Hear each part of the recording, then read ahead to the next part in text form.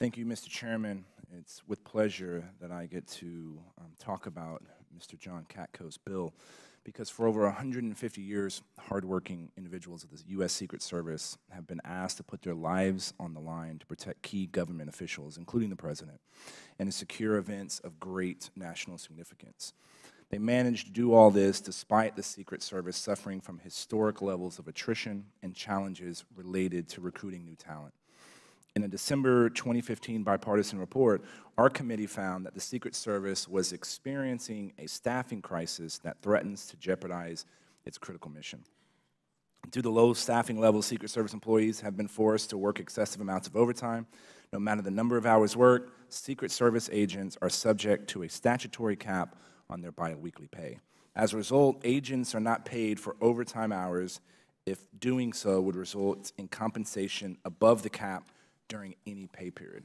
These max outs, as they're known, contribute to the agency's low morale and, unsurprisingly, cause the rate of attrition to spike. Congress addressed this issue in 2016 by lifting the cap for agents on protective details during the presidential campaign.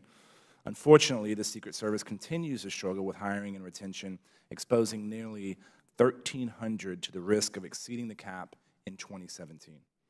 This legislation extends a cap waiver for Secret Service employees who work on protective missions until the end of 2018, allowing employees to receive compensation up to the basic pay currently given to members of the Executive Schedule Level 2. Every Secret Service employee who has exceeded the cap or who is at risk of doing so because of excessive overtime will receive additional compensation under this bill. However, the Secret Service cannot continue to rely on excessive overtime to fix its staffing problem. This bill requires the Secret Service to submit a comprehensive strategy on overhauling the hiring process and improving retention, while also providing information on total costs and disbursement of overtime paid under this bill.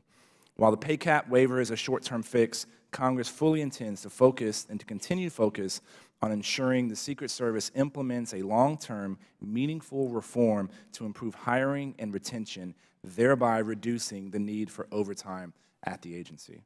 All of this information will be useful as Congress works towards a long-term fix to address problems plaguing the Secret Service.